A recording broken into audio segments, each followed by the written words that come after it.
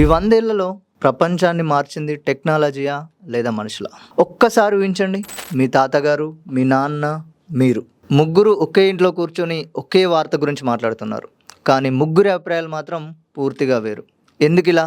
వారి మధ్య ఏదైనా ఎడ్యుకేషన్లో తేడా ఉందా, లేదంటే నాలెడ్జ్లో తేడా ఉందా? ఇవేవి కాదు. ఎందుకంటే వాళ్ళు పెరిగిన ప్రపంచం వేరు. 1947లో పుట్టిన వ్యక్తికి రేడియో అంటే ప్రపంచం. 1995లో పుట్టిన వ్యక్తికి ఇంటర్నెట్ అంటే ప్రపంచం. 2025లో పుట్టిన చిన్నోడికి ఏఐ అంటేనే ప్రపంచం. ఒకటే దేశం, ఒకటే రాజ్యాంగం, ఒకటే సమాజం. కానీ ఆలోచనలు మాత్రం ఎందుకు మారిపోతున్నాయి? జనరేషన్స్. ఇది గత 100 ఏళ్లలో ప్రపంచాన్ని మార్చిన 7 తరాల కథ. ఈ వీడియో చివరికి మీరు తల్లిదండ్రులను, మీ పిల్లలను, అలాగే మిమ్మల్ని మీరు కూడా కొత్త కోణంలో అర్థం చేసుకుంటారు. అసలు జనరేషన్స్ అనే కాన్సెప్ట్ ఎలా వచ్చింది? ముందుగా ఒక విషయం చూద్దాం. బేబీ బూమర్స్, జెన్ఎక్స్, మిలీనియల్స్, జెన్జీ ఇలాంటి పేర్లు యాదృచ్ఛికంగా రాలేదు. సోషియాలజీలో ఈ భావన చాలా కాలంగా ఉన్నప్పటికీ 1991లో ఇద్దరు American writers William straws and nail how ఒక ఆసక్తికరమైన సిద్ధాంతాన్ని ప్రజల్లోకి తీసుకొచ్చారు. వాళ్ళు ఏమన్నారంటే, ప్రతి 15 నుంచి 20 సంవత్సరాలకు ఒక కొత్త తరం పుడుతుంది కాదు, తయారవుతుందని. ఎలా? ఆ పిల్లలు చూసిన రాజకీయాలు, వాళ్ళు ఎదుర్కొన్న ఆర్థిక పరిస్థితులు, వాళ్ళు ఉపయోగించిన టెక్నాలజీ, వాళ్ళు చదివిన స్కూల్స్, వాళ్ళు చూసిన యుద్ధాలు, మహమ్మారులు, విజయాలు అన్నీ కలిసి వారి ఆలోచన విధానాన్ని రూపొందిస్తాయి. అయితే ఇది అందరికీ వర్తించే నియమం కాదు. ఒకే తరంలో కూడా వేల రకాల వ్యక్తులు ఉంటారు. ఫస్ట్ తరం, ది గ్రేటెస్ట్ జనరేషన్. ఒకసారి మనం 100 సంవత్సరాల వెనక్కి వెళ్దాం.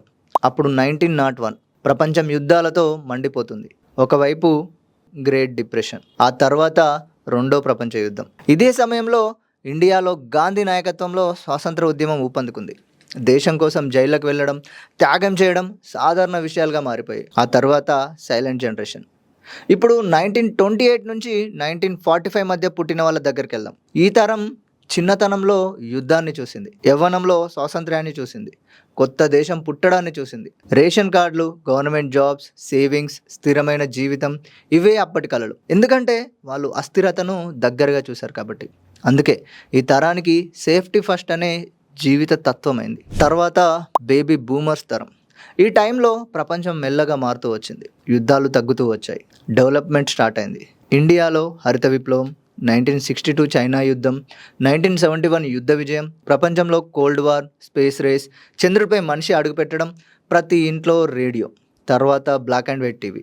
జనాలు వార్తలను ప్రభుత్వ ప్రసారాల ద్వారా తెలుసుకునేవారు. సమాచారం నెమ్మదిగా వచ్చేది, కానీ నమ్మకం మాత్రం ఎక్కువగా ఉండేది. తర్వాత జనరేషన్ ఎక్స్ తరం. 1965 ప్రపంచం ఒక్కసారిగా వేగం పుంజుకుంది. కలర్ టీవీ వచ్చింది, కంప్యూటర్ పుట్టింది. భారతదేశంలో ఎమర్జెన్సీ తర్వాత 1991 ఆర్థిక సంస్కరణలు అదే కొత్త భారతదేశానికి ప్రారంభంగా మారాయి. ఈ తరం టైప్ రైటర్ నుంచి కంప్యూటర్ వరకు, లేఖల నుంచి ఈమెయిల్ వరకు ప్రయాణించిన మొదటి తరం. ఆ తర్వాత మిలీనియల్స్ తరం. ఈ టైంలో ఇంటర్నెట్ ప్రపంచంలోకి వచ్చేసింది. Google, Facebook, YouTube, mobile phones ఒక్కసారిగా ప్రపంచం చేతిలోకి వచ్చేసినట్టయింది. హైదరాబాద్, బెంగళూరు ఐటీ నగరాలు అయ్యాయి.